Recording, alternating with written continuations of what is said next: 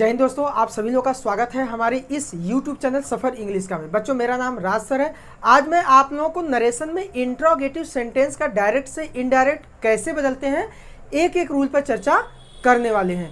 फिलहाल में ये इंट्रोगेटिव का सेकेंड पार्ट है बच्चों। इसके पहले मैंने पार्ट 1 बनाया है। अगर अभी तक आपने उस पार्ट को नहीं देखा है तो उस पार्ट को पहले आप देख लीजिए, जिससे आपको आगे इस वीडियो में जो मैं आगे आपको बताने वाला हूँ वो चीज़ें आपको सीक्वेंस में समझ में आ जाए। एक चीज़ और बच्चों, अगर अभी तक आपने असेटिव सेंटेंस का डायरेक्ट से इनडायरेक्ट बदलना नहीं सीखा है तो उस पर भी वीडियो बना है। अगर आपने अभी असेटिव सेंटेंस के वीडियो नहीं देखे हैं तो आपको इस वीडियो के डिस्क्रिप्शन में आपको असेटिव सेंटेंस के वीडियो के सभी लिंक मिल जाएंगे, जाके पहले आप उसको वॉच कर लीजिए। देखिए बच्चों, नरेशन को अगर आप जो वीडियो होता है ना, अगर सीक्वेंस में आप देखते हैं तो आपको हर चीज़ें समझ में आ जाती हैं। तो आप असेटिव सेंटेंस को पहले देख लीजिए। क्यों मैं ऐसा कर रहा हूँ? क्योंकि जब इंट्रोगेटिव सेंटेंस का नरेशन चेंज करते हैं बच्चों, तो जो असेटिव का लगभग 90% रूल होता है ना, वो आपके इंट्रोगेटिव से मैच कर जाता है। इसीलिए अगर आप असेटिव सेंटेंस को देख लेते हैं तो आपको इंट्रोगेटिव बहुत ही हेल्प मिलता है। तो अब चलिए, अब हम आपको जो है कि इंट्रोगेटिव सेंटेंस का ये पार्ट 2 है। मैंने इसमें पार्ट 1 में भी आपको जो है इंट्रोगेटिव सेंटेंस से संबंधित बहुत सी इंपॉर्टेंट चीज़ों को बताया है।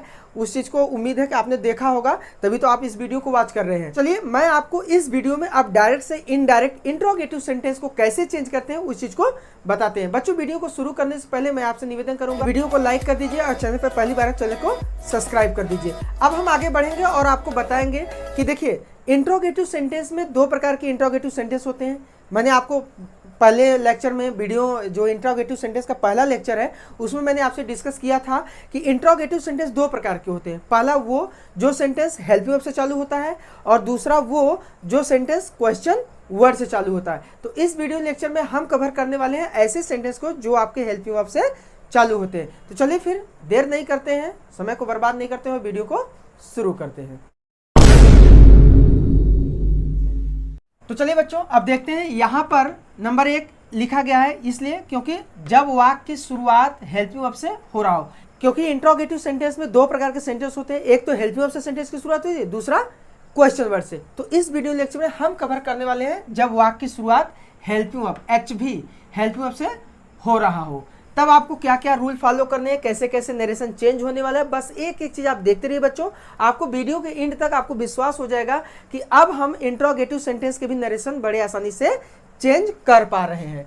अब यहाँ पर देखिए रूल नंबर 1, लेकिन ये विशेष कर ध्यान देना है बच्चों कि जब वाक्य की शुरुआत किससे हो रहा हो, हेल्पिंग वर्ब से। और एक चीज़ और बच्चों, जब सेंटेंस जो भी इंट्रोगेटिव होता है उसको कैसे असर्टिव बनाते हैं, ये सबसे बड़ा ट्रिक होता है इंट्रोगेटिव सेंटेंस में। अगर आप उस चीज़ को नहीं जानते हैं तो मैं आपसे निवेदन करूंगा कि आप पहले इंट्रोगेटिव का जो फर्स्ट पार्ट है आप उसको जरूर देखिएगा, जिससे आपको इंट्रोगेटिव को असर्टिव सेंटेंस कैसे बनाते हैं उस वीडियो में मैंने आपको बताया है और सिखाया है। आप उसको देख लीजिए, जिससे आपको विश्वास हो जाए कि मैं कर पाऊंगा। अब फिलहाल में हम यहाँ पर रूल नंबर 1 लेते हैं कि इंट्रोगेटिव सेंटेंस में रूल नंबर 1 रिपोर्टिंग वर्ब को आस्क्ड में बदल देते हैं। पहला रूल, असेटिव सेंटेंस में क्या सीखा बच्चों, रिपोर्टिव वर्ब को किस में बदलते थे, टोल्ड में बदलते थे, या अगर प्रेजेंट टेंस में है तो टेल में बदलते थे, टेल्स में बदलते थे।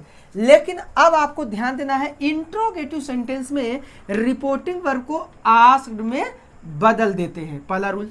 रूल नंबर 2 क्या है, कॉमा तथा इन्वर्टेड कॉमा को हटाकर इसके स्थान पर इफ या वेदर शब्द का प्रयोग किया जाता है तथा रिपोर्टेड स्पीच के वाक्य को असर्टिव बना लिया जाता है। तो देखिए बच्चों, यहाँ पर कह रहे हैं कि कॉमा इन्वर्टेड कॉमा को हटाइए और इसके स्थान पे इफ या वेदर शब्द का प्रयोग करना है। आप असर्टिव सेंटेंस में सीखे होंगे कि कॉमा इन्वर्टेड कॉमा को हटा के दैट का प्रयोग होता था।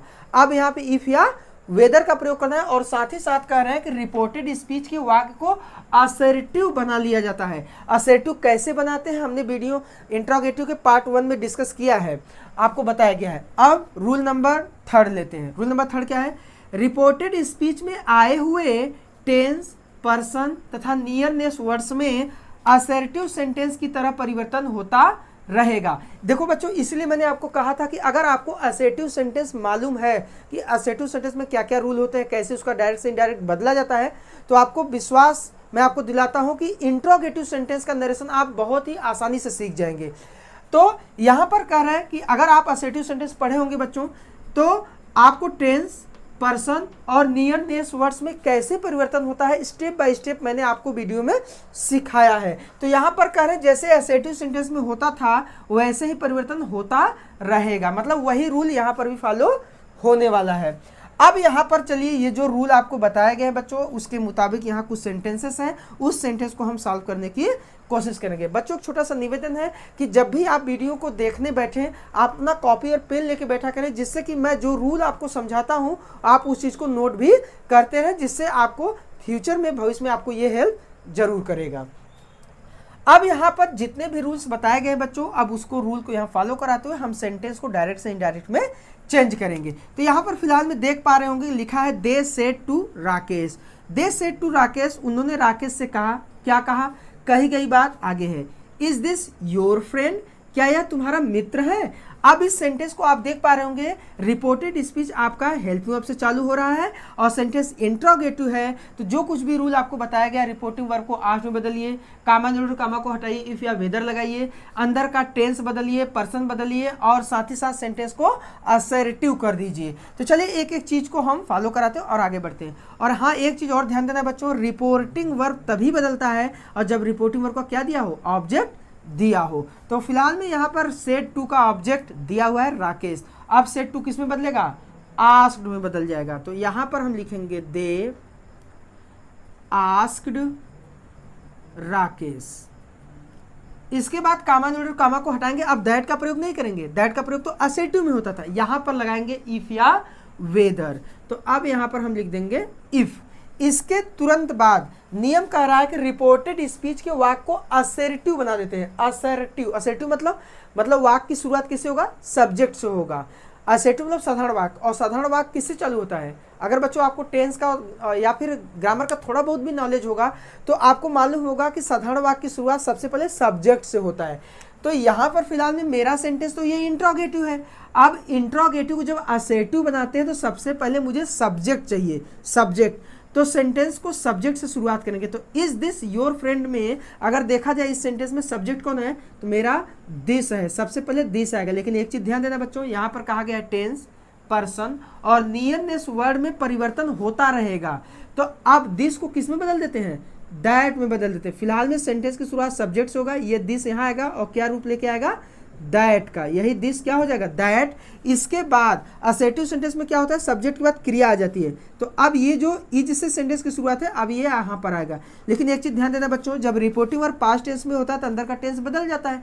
तो यही इज किस में हो जाएगा, वाज में हो जाएगा। आपको असर्टिव सेंटेंस अगर आप पढ़ेंगे तो आपको मालूम होगा कि इज किस में बदल जाता है, वाज में। इसके बाद अब जरा देखिए सेंटेंस असर्टिव हो गया, पहले दैट हो गया फिर वाज हो गया, मतलब कर्ता फिर क्रिया। इसके बाद ये आपका ऑब्जेक्ट के रूप में योर फ्रेंड। अब हम योर फ्रेंड को लिख देंगे, लेकिन योर फ्रेंड लिखने से पहले आप देख पा रहे होंगे कि ये योर आपका पर्सन है। कौन सा पर्सन है, सेकेंड पर्सन है। सेकेंड पर्सन को बदलने का नियम आपको असर्टिव सेंटेंस में ही सिखाया गया। कैसे बदल जाता है, अगर रिपोर्टेड स्पीच में सेकेंड पर्सन का प्रोनाउन आया तो रिपोर्टिंग वर्ब के ऑब्जेक्ट के अनुसार बदल जाता है, राकेश के अनुसार बदल जाएगा। और आपको बताया गया बच्चों, यहाँ पर पुरुष का नाम है, कोई सिंगुलर है तो इसके स्थान पे हम क्या मान लेते हैं, ही। अब जिसको बदलना है आप उसका कॉलम देखिए, कॉलम कौन सा है, तीसरा। मैंने आपको बार बार कहा है बच्चों, जिसको बदलना है उसका कॉलम देख लीजिए बस। इसके बाद जिसके अनुसार बदलना है वहाँ चले आइए, ही के अनुसार बदलना है, इसको भी तीसरे कॉलम में ले जाइए। जैसे ही तीसरे कॉलम में ये जाएगा जो आपको मिलेगा वही आंसर होगा। तो जब हम ही को तीसरे कॉलम में ले जाएंगे तो ही, हिम, हिज। अब हिज आपको यहाँ पर मिल गया, ये हो गया योर बदल के हिज हो गया। इसके बाद फ्रेंड, फ्रेंड ही होगा। देखिए इसीलिए बच्चों कहा जाता है कि रिपोर्टेड स्पीच में सेकेंड पर्सन का प्रोनाउन रिपोर्टिंग वर्ब के ऑब्जेक्ट के अनुसार बदल जाता है। अब देखो राकेश के हिसाब से बदल गया ना, हिज आ गया, यही और सेकंड पर्सन का प्रोनाउन था, अभी हिज हो गया। तो इस प्रकार से आप देख पा रहे होंगे कि इसका नरेशन चेंज हो गया और ये सेंटेंस भी असर्टिव हो गया। अब अगला सेंटेंस लेते हैं। बॉयज सेड टू मी, लड़कों ने मुझसे कहा, क्या कहा, has she completed her homework now, क्या वह अपना होमवर्क पूरा कर चुकी है। तो अब देखिए इस रिपोर्टिंग वर्ब का यहाँ ऑब्जेक्ट भी है, तो रिपोर्टिंग वर्ब बदल जाएगा किसमें, आस्क्ड में। तो अब यहाँ पर लिखेंगे बॉयज आस्क्ड मी, कामा न्यूट्रल कामा को हटाएंगे, इफ का प्रयोग करेंगे। इसके बाद नियम है सेंटेंस को असर्टिव बना दीजिए। बार बार असर्टिव का नाम आ रहा है बच्चों, असर्टिव बनाने का मतलब सेंटेंस की शुरुआत सब्जेक्ट से होगा। अब यहाँ पर जब सेंटेंस की शुरुआत सब्जेक्ट से होगा तो हमारा यहाँ तो सी सब्जेक्ट है, तो सबसे पहले हम सी को रखेंगे। लेकिन हाँ ध्यान देना, ये तो पर्सन है और पर्सन हमेशा चेंज होता है। लेकिन हाँ ये कौन सा पर्सन है बच्चों? थर्ड पर्सन है, और थर्ड पर्सन को बदलने का क्या नियम है? नो चेंज, वो नहीं बदलता है। तो यहाँ पर सी का सी ही होगा। लेकिन हाँ टेंस तो बदलेगा। असेटिव सेंटेंस बनाने का मतलब सबसे पहले सब्जेक्ट, इसके बाद क्रिया रखेंगे। इसमें हेल्पिंग वर्ब हैज है। अब ये हैज कर्ता के बाद आएगा, लेकिन ध्यान देना बच्चों, ये है present perfect tense. Present perfect tense किस में बदल जाता है? पास्ट के परफेक्ट में। और जब पास्ट परफेक्ट में जाएगा तो यही हैज हैड में बदल जाएगा, क्योंकि पास्ट परफेक्ट में हेल्पिंग वर्ब कौन होता है? हैड होता है। इसके बाद आप कंप्लीटेड लिखेंगे, क्योंकि मेन वर्ब का थर्ड फॉर्म ऐसे ही रहने वाला है, कंप्लीटेड। हर, अब आप देख पा रहे होंगे ये हर कौन सा पर्सन है? थर्ड पर्सन है, और थर्ड पर्सन तो नो चेंज होता है, हमेशा नो चेंज ऐसे ही रहेगा, हर हो जाएगा। इसके बाद वर्क लिखेंगे, वर्क ऐसे ही रहेगा, तो वर्क हो गया। अब आप बच्चों नाव को, अब नाव क्या है? नाव एक नियरनेस वर्ड है जो कि बदल जाएगा, और नाव किस में बदल जाता है? देन में। तो देखिए इस प्रकार से इसका नरेशन चेंज हो गया कि boys asked me if she had completed her work then. तो चलिए कुछ और सेंटेंसेस लेते हैं और उसके माध्यम से आपको बताते हैं। चलिए बच्चों अब अगला सेंटेंस देखते हैं। यहाँ पर लिखा द टीचर सेड, अध्यापक ने कहा, क्या कहा? Will you come tomorrow with him, क्या तुम कल उसके साथ आओगे? अब इस सेंटेंस का नरेशन चेंज करने से पहले आप यहाँ पर देख पा रहे होंगे बच्चों, यहाँ पर रिपोर्टिंग वर्ब का ऑब्जेक्ट नहीं दिया है, लेकिन रिपोर्टेड स्पीच में आपका सेकेंड पर्सन का प्रोनाउन आया है। और सेकेंड पर्सन का प्रोनाउन बदलने के लिए आपको नियम मालूम होगा कि अगर सेकेंड पर्सन का प्रोनाउन है तो रिपोर्टिंग वर्ब के ऑब्जेक्ट के अनुसार बदल जाता है। अब यहाँ पर ऑब्जेक्ट दिया ही नहीं है, तो आपको असेटिव सेंटेंस में ही बताया गया था, पर्सन में परिवर्तन के नियम आपको पूरा पढ़ाया गया है कि वहाँ पर बताया गया था बच्चों कि अगर रिपोर्टिंग वर्ब का ऑब्जेक्ट नहीं दिया है और यहाँ सेकंड पर्सन का प्रोनाउन आया है, तो सेकंड पर्सन को प्रोनाउन को बदलने के लिए तो हमें यहाँ ऑब्जेक्ट की जरूरत पड़ेगी। तो ऐसी सिचुएशन में यहाँ पर हम इसका रिपोर्टिंग वर्ब का ऑब्जेक्ट मान लेते हैं। यहाँ पर हम क्या कर लेते हैं? मान लेते हैं। और मानेंगे तो क्या शब्द? आपको असेटिव सेंटेंस अगर आपने देखा होगा बच्चों तो वहाँ पर बताया गया था कि मी, हिम या हर में से किसी एक को यहाँ पर ऑब्जेक्ट आपको मान के रख देना है। और जब आप यहाँ पर रख देंगे आपको ऑब्जेक्ट मिल जाएगा, तो ये सेड आस्क्ड में बदल जाएगा, क्योंकि यहाँ पर मुझे ऑब्जेक्ट रखना पड़ेगा। क्यों? क्योंकि इस सेकेंड पर्सन को बदलने के लिए मुझे ऑब्जेक्ट की जरूरत पड़ेगी। तो अब आप यहाँ पर लिखेंगे द टीचर, ये सेड आस्क्ड में बदल जाएगा। और यहाँ पर मान लीजिए हम मी रख दे रहे हैं, मैं अपनी तरफ से मान लिया मी, कामा जरूर कामा को हटाएंगे, वेदर का प्रयोग, इफ या वेदर, तो मान लीजिए यहाँ पर हम वेदर का प्रयोग कर लेते हैं। ठीक है, चाहे आप इफ लगाए चाहे वेदर लगाएं, तो मैंने यहाँ वेदर लग दिया।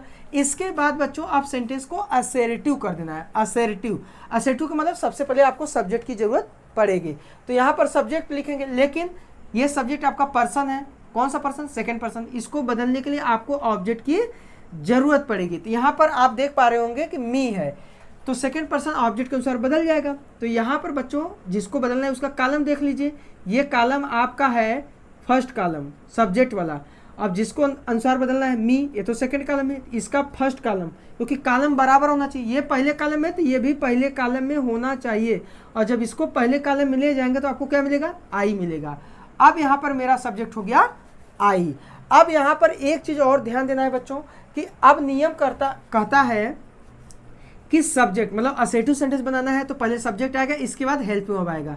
अच्छा विल अब यहाँ पर लिखा जाएगा, तो आपको मालूम है कि अगर रिपोर्टिंग वर्ब पास्ट टेंस है तो अंदर का टेंस बदलता है, विल है तो वुड हो जाता है। लेकिन एक चीज ध्यान देना है, यहाँ पर वुड नहीं लिखेंगे आप, विल का वुड होता है, लेकिन कब? जब हमारा सब्जेक्ट यहाँ पर आई और वी को छोड़कर कोई दूसरा हो। तो यहाँ पर आप देख पा रहे होंगे सब्जेक्ट मेरा आई है और आई के हिसाब से कभी भी विल नहीं आता है, यहाँ पर आता है सेल। तो अब यहाँ पर आई के हिसाब से यहाँ सेल आना चाहिए, तो सेल तो लिखा नहीं जाएगा, तो यही सेल किस में चेंज हो जाएगा? शुड में। सेल का शुड हो जाता है। ये थोड़ा सा आपको कॉम्प्लिकेटेड लग सकता है, थोड़ा सा उलझाऊ लग सकता है कि यहाँ पर विल का वुड होना चाहिए तो सेल का शुड क्यों आ रहा है? इसलिए आ रहा है बच्चों कि यहाँ पर सब्जेक्ट यू था और यू के हिसाब से हेल्पिंग वर्ब विल था। अब मेरा सब्जेक्ट हो गया आई, तो आप टेंस अगर आप पढ़े होंगे तो आपको मालूम होगा कि यहाँ आई के हिसाब से विल तो आएगा नहीं, क्योंकि टेंस में बताया गया है कि आई के साथ सेल आता है। तो इसीलिए हेल्पिंग यहाँ पर सेल हो जाएगा और सेल का क्या हो जाएगा? शुड हो जाएगा।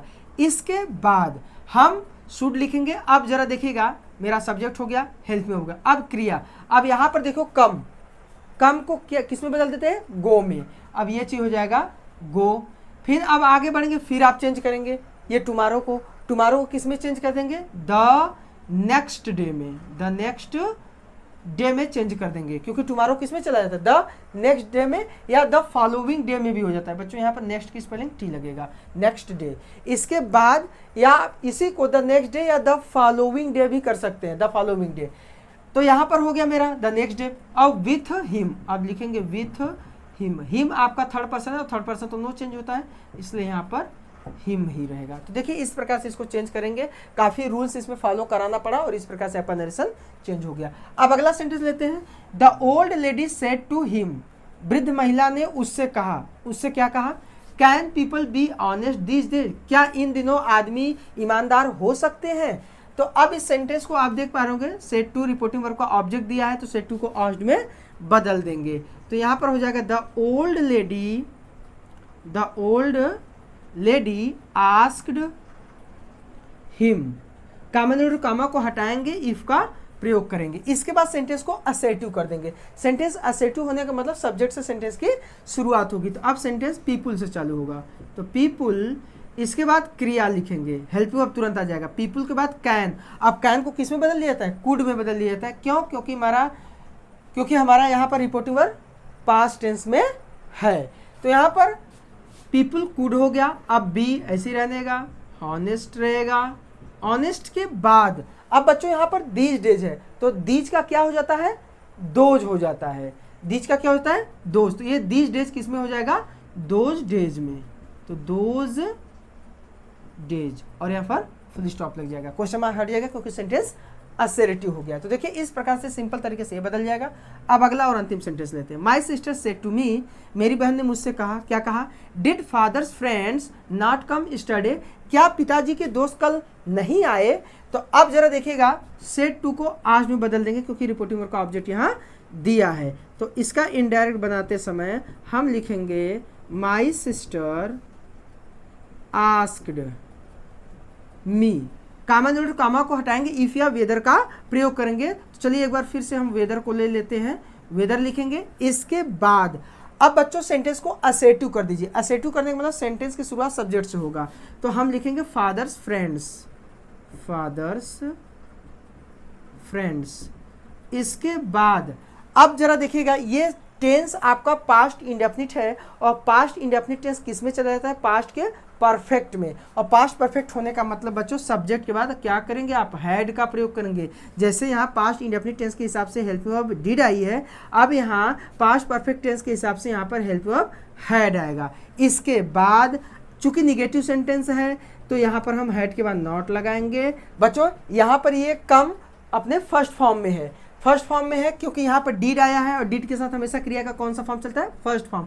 लेकिन टेंस बदल चुका है, अब आ गया है पास्ट परफेक्ट टेंस, और पास्ट परफेक्ट टेंस में हमेशा क्रिया का थर्ड फॉर्म यूज होता है। और एक चीज ध्यान देना है, कम का गो हो जाता है, तो यही गो अब गॉन में चेंज हो जाएगा, गॉन हो गया। इसके बाद स्टरडे, स्टरडे को बदल देंगे क्योंकि नियरनेस वर्ड है, स्टरडे को द प्रीवियस डे कहते हैं, द प्रीवियस डे।